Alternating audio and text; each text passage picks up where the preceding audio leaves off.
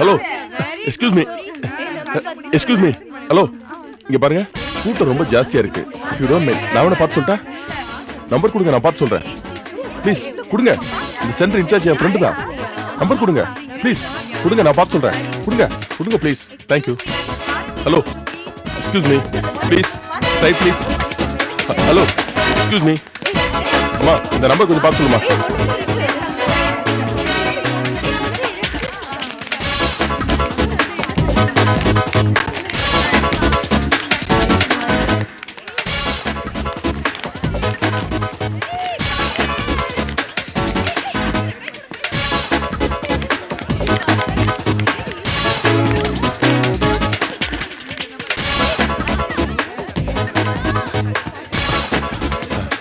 Congratulation, நீங்க pass பண்ணிட்டீங்க. வாழ்த்துக்கள். பாஸ் பண்ணது இல்லாம நல்ல மார்க் ஸ்கோர் பண்ணிருக்கீங்க. சப்ஜெக்ட் வாரியா உங்க மார்க்ஸ் என்னன்னு குறிச்சிட்டு வந்திருக்கேன். இந்தாங்க. Thank you very much. வெறும் தேங்க்ஸ் மட்டும் தானா? நல்ல செய்தி சொல்லிருக்கேன். ஸ்வீட் கிடையாதா? சாரி. எதுக்கு சாரி? ஸ்வீட் தானே கேட்டேன். அதுக்கு தான் சாரி. முன்ன பின்ன தெரியாதவங்களுக்கு நான் ஸ்வீட் தரது இல்ல. ஹெல்ப் பண்ணதுக்கு ரொம்ப தேங்க்ஸ். ஸ்வீட் கொடுக்க முடியாததுக்கு சாரி. ஹலோ.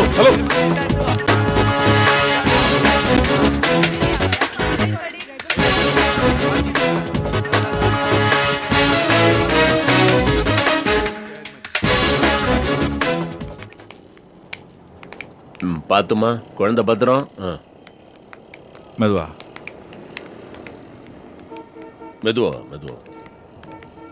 வா, அவசரம் இல்லை, மெதுவா.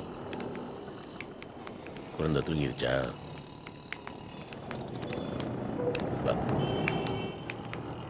இந்தாங்க சம்பந்தி, இதுல மாத்திரை மருந்தெல்லாம் இருக்கு. நேரத்துக்கு சாப்பிடுமா? சரிங்க மாமா. போலாமாப்பா? சரி. அப்பா, ஏய், ரிசல்ட் என்னாச்சு? பாஸ் பண்ணிட்டேன்ப்பா. பாஸ் ஆயிட்டா? இந்தாங்க ஸ்வீட். வரும்போது வாங்கிட்டு வந்தியா? இந்தாக்கா. மாமா, புள்ள பரிச்சையில பின்னி எடுத்துருச்சு. பவானி, மாமா, நீ இந்த மாதிரி ஒவ்வொரு வருஷமும் பாஸ் ஆகி ரொம்ப பெரிய ஆளா வரணுமா? சரி மாமா. அப்பா, ஸ்கூலுக்கு போய் மார்க் ஷீட்டும் டிசியும் வாங்கணும்ப்பா. எல்லாம் செய்திருவோம். அழகுறக்குள்ள தானே போறோம். எல்லாம் வாங்கி தரேன். வா. பவானி, நம்ம குடும்பத்துக்கே பெருமை தேடி தர்ற மாதிரி நீ நல்லா படிச்சு பெரிய ஆளா வரணும். சரிக்கா. என்ன மாமா, நானும் லீலா கூட அழகர் குளம் போயிட்டு அவளுக்கு ஒத்தாசி எழுந்துட்டு வந்தேன். சரிம்மா. மாமா, என்னம்மா? நீங்களே எங்க கூடவே வந்துருங்களே. நான் எதுக்குமா? நீங்க எல்லாரும் போங்க. நான் உன்னை முறையா கூப்பிடுறதுக்கு இங்க வேண்டிய ஏற்பாடுலாம் நான் பண்றேன். அதெல்லாம் இருக்கட்டும் மாமா, நீங்களும் எங்க கூட வந்தீங்கன்னா சந்தோஷமா இருக்கும். எதுக்குமா? நீங்க எல்லாரும் கிளம்புங்க. அப்பா சம்பந்தி, அப்படி சொல்லாதீங்க. உங்களுக்கு ஒரு மாறுதலா இருக்கு. வாங்க வாங்க, நான் சொல்றேன். வாங்க பாருங்க. வாங்கப்பா போலாம். நல்லா இருக்கு. வாங்க, சேர்ந்து போ. வாங்க, முன்னாடி போயிருங்க. போங்க.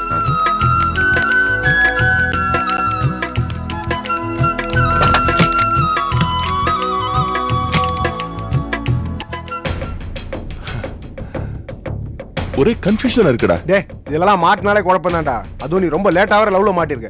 என்னதான்டா பிரச்சனை உனக்கு? அவளை புரிஞ்சிக்கவே முடியலடா. என்னோட லெட்டருக்கு பவானி நல்ல ரெஸ்பான்ஸ் கொடுத்தா. அதனாலதான் நான் சொல்லி இந்த ட்ரெஸ்ஸை போட்டு வந்தா. ஓகே, ஆனா கம்ப்யூட்டர் சென்டர்ல நான் அவகிட்ட ஸ்வீட் கேட்ட போது சட்டுன்னு ஒட்டாத பதில் சொல்லிட்டு அவ பாட்டு போயிட்டு இருந்தா. அட்லீஸ்ட் ஃப்ரண்ட்லி ஒரு ஸ்மைல், ஒரு சிக்னல், எதுவுமே இல்லடா. இங்க பாரு ரமேஷ், ஒரு நல்ல சின்சியர் ஃப்ரெண்டா உனக்கு ஒரு நல்ல அட்வைஸ் தரேன். இந்த மாதிரி பிரச்சனை தப்பிக்க ஒரே வழி, உங்க வீட்டுல பாக்குற பொண்ணா பார்த்து கல்யாணம் பண்ணிக்க. என்ன விளையாடுறியா? வேற என்ன வேண்டாம் பண்ண சொல்ற? பவானி கூட மறுபடியும் நான் சந்திச்சு பேசுற மாதிரி ஒரு சான்ஸ், ஒரே ஒரு சான்ஸ் கிடைச்சா போதும்டா. அவகிட்ட மெதுவா பேசி அவ மனசுக்குள்ள என்ன இருக்கு, என்ன பிரச்சனை, என்ன குழப்பங்கள், எதுக்கு பயப்படுறா, அப்படி என்ன பயம், அதை எப்படி சரி பண்றது எல்லாத்தையும் தெரிஞ்சுக்கணும்டா. ஓஹோ. டேய், அவளுக்கு என்ன பிடிக்கலைன்னா நான் சொன்ன மாதிரியாடா ட்ரெஸ் போட்டு வரணும். You are right. ஆனா அதே சமயம் அவளுக்கு உன்னை பிடிச்சிருந்தா நீ ஸ்வீட் கேட்டதுக்கு அவன் இப்படி சொல்லிட்டு போனோம்.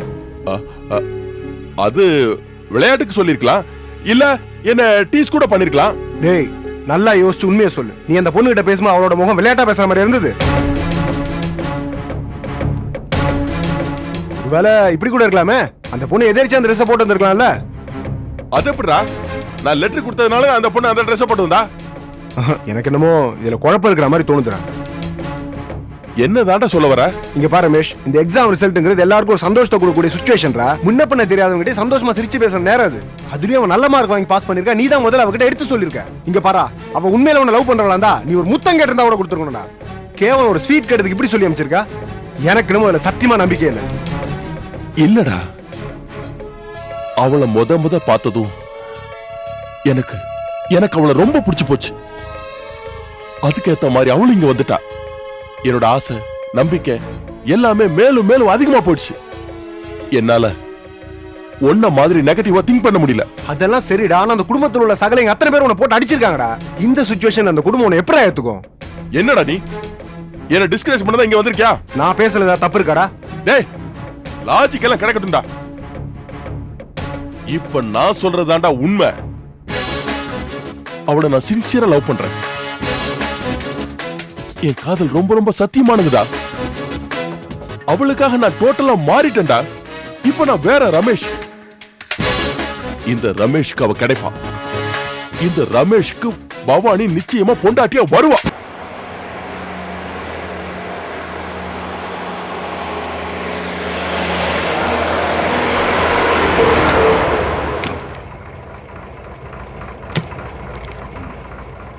பாத்துமா.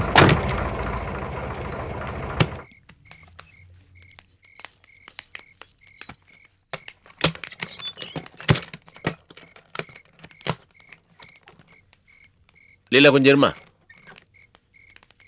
ஒரு நிமிஷம் இருமா. தானே திருஷ்டி ஏதாவது பட்டிருக்கு? ரெட்டை குழந்தை வரியா? குழந்தை இல்லாத கண்ணதா பட்டிருக்கு. உள்ள போய் ஆர்த்தி எடுத்துட்டு வா. சரிங்கப்பா.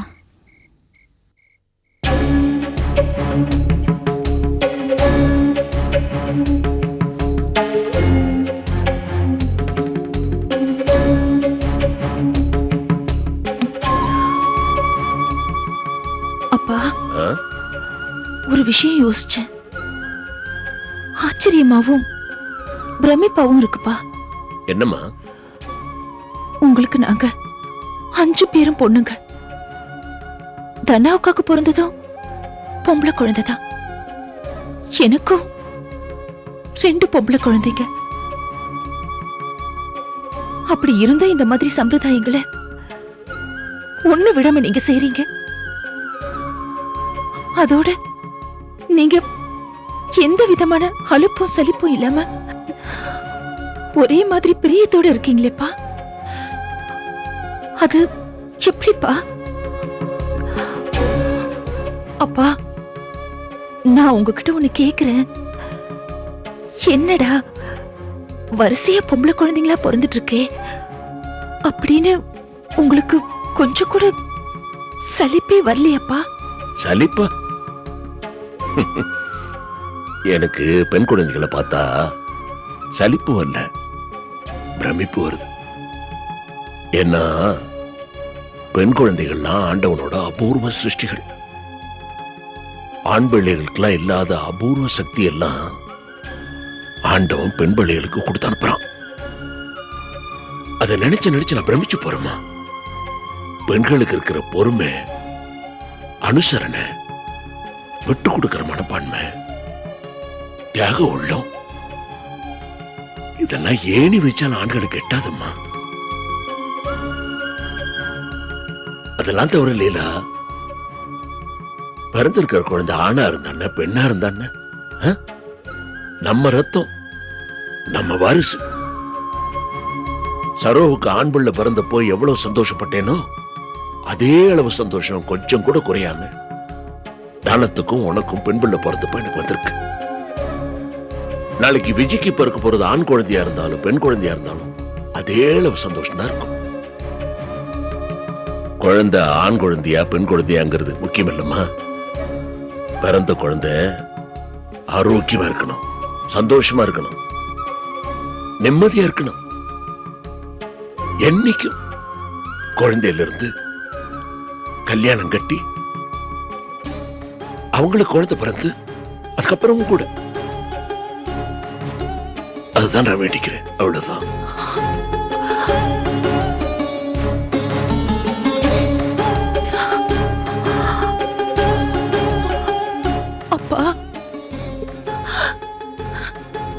இப்ப என் மனசுக்குள்ள என்ன தோணுதுன்னு தெரியுமாப்பா?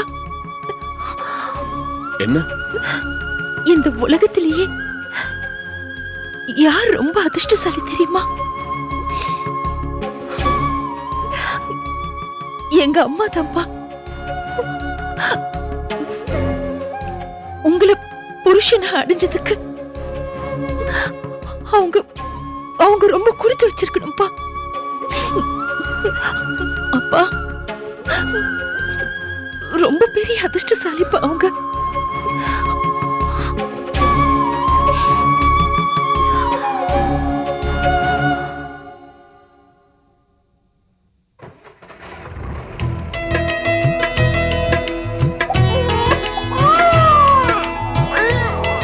இல்லடா செல்லம், அழாதடா.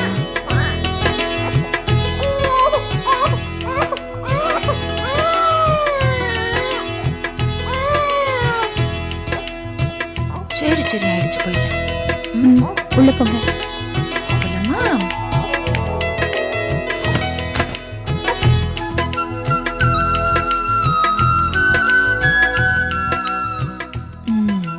அழகெல்லாம் போயிடுச்சா என் செல்லத்துக்கு? செல்வி அங்க பாரு, பாப்பா பாரு வீட்டுக்கு வந்திருக்கு. அத்தியாடா, உனக்கு விளையாடுறது தங்கச்சி பாப்பா வந்திருக்காங்க. போய் விளையாடுறியா? விளையாடுறியாப்பா? ஓடு ஓடு. லீலா, பா, கார்ல வந்து எங்களுக்கே அலுப்பா இருக்குது. போமா, நீ போய் தூங்கு. எனக்கு ஒன்னும் அலுப்பு இல்லப்பா. நம்ம வீட்டுக்குள்ள நுழைஞ்ச உடனே மனசுக்கு ரொம்ப இதமா இருக்கு. நான் கொஞ்ச நேரம் பேசிட்டு இருக்கேன்ப்பா. சரி. லீலா, இப்பவே நிறைய ட்ரெஸ் சேர்ந்துச்சு போல இருக்கு. ஆமாக்கா, குழந்தைய பார்க்க வந்தவங்க ட்ரெஸ்ஸா எடுத்துட்டு வந்துட்டாங்க. இது யார் கொடுத்தா? இது போஸ் மாமா வாங்கிட்டு வந்திருக்கா, மறந்து போயிட்டியா? ஆமா. ஏய், இது நல்லா இருக்கு. இது யார் கொடுத்தது? இது சரோக்கா. அப்படியா? அப்போ உனக்கு அது மட்டும் இது இது அப்பா கடைக்கு போகும்போது வாங்கிட்டு வந்தது. அப்படியா? நல்லா இருக்கே. ஆமா, பிள்ளைங்களோட அப்பா ரவி என்ன கொடுத்தாரு? அது இங்க காணோம். அது அவர் தான் அவசரமா மதுரைக்கு போயிட்டாருமா. வரும்போது கை நிறைய வாங்கிட்டு வருவார். அது மட்டுமா, நாமெல்லாம் இப்பதானே கொடுக்க போறோம். அவர் காலம் பூரா வாங்கி கொடுத்துக்கிட்டே தான் இருக்க போறாரு. இதெல்லாம் தவிர குழந்தைகளோட வளர்ப்பு, படிப்பு, என்னெல்லாமோ செய்ய போறாரு அவரு. அதுக்கு கேக்கலப்பா. இல்ல குழந்தைங்க. அது சரி, இப்ப எதுக்கு அதெல்லாம் பத்தி பேச்சு? எல்லாம் களைச்சு போய் வந்திருக்கிறான். எல்லாருக்கும் பசி. முதல்ல போய் சமையலுக்கு கவனிக்க போங்க. போமா, நீ போய் உதவி பண்ணு போ. மளிகை சாமான் என்ன இருக்கோ இல்லையோ இதா ஒரே நிமிஷம், வேணுங்கிறத நான் வாங்கிட்டு வந்துடுறேன். சமந்தி, இதா வந்து பவானி, நீ கூட வந்து ஒத்தாசை பண்ணு. சரிக்கா. இல்ல அது வந்துடுறேன். மாமா, என்னம்மா? அப்பா சொன்னதை நினைச்சு பார்க்கும்போது ஆச்சரியமாவும் பிரமிப்பாவும் இருக்கு. மிச்சம் இருக்கிற காலத்தை எப்படி கழிக்க போறோம்னு நினைச்சா மனசுக்கு ரொம்ப பயமா இருக்கு மாமா. என்னம்மா சொல்ற? இதுங்க பிறந்த உடனே இவங்க அப்பா ஒதுக்கிட்டாரு. அந்த மனுஷனோட நிழல்ல இதுங்க எப்படிதான் வளர போதோ தெரியல. இதெல்லாம் நினைச்சு பார்க்கும்போது விரக்தியா இருக்கு மாமா. என்னம்மா நீ பச்சை உடம்புக்காரி, கண்டத்தை நினைச்சு மனசை போட்டு குழப்பிக்காதம்மா. உடம்புக்கு ஏதாவது வந்துடும்ல. நான் ஊருக்கு போன உடனே ரவி கிட்ட எப்படியாவது சொல்லி இந்த 2 குழந்தைய வந்து பார்க்க சொல்றேம்மா. பெத்த பிள்ளைங்களை பாக்குறதுக்கு தகப்பங்கிட்ட பேச்சுவார்த்தை நடத்தி கூப்பிட வேண்டியதா இருக்கு. இது 2 ஆண்டவங்கிட்ட இப்படியே ஒரு வரத்தை வாங்கிட்டு வரணும்.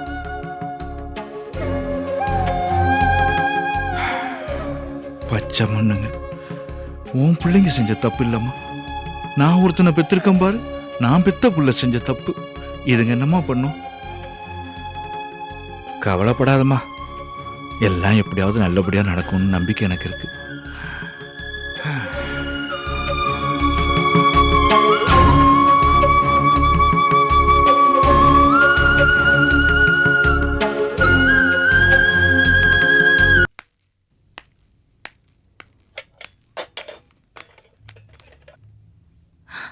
அத்தை, கோயிலுக்கு போயிட்டு வந்துட்டீங்களா? ரொம்ப கூட்டமா?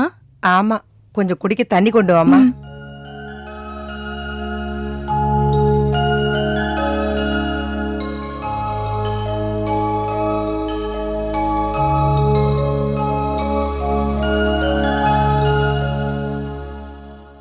நிர்மலா ம் என்ன பண்ணிட்டு இருக்க?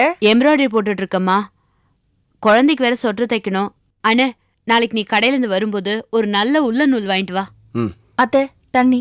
இரு வர. நெத்தி காட்டு.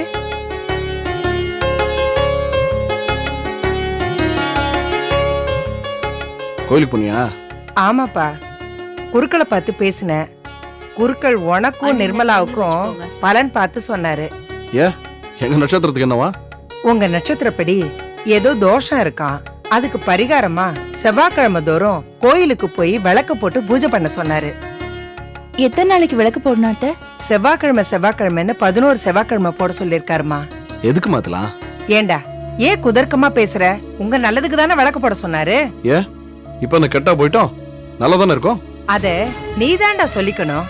நீ இப்படி தனிமரமா இங்கே அங்கே அலையிறத பாக்கும்போது ஏன் மனசு தாண்டா வேதனைப்படுது.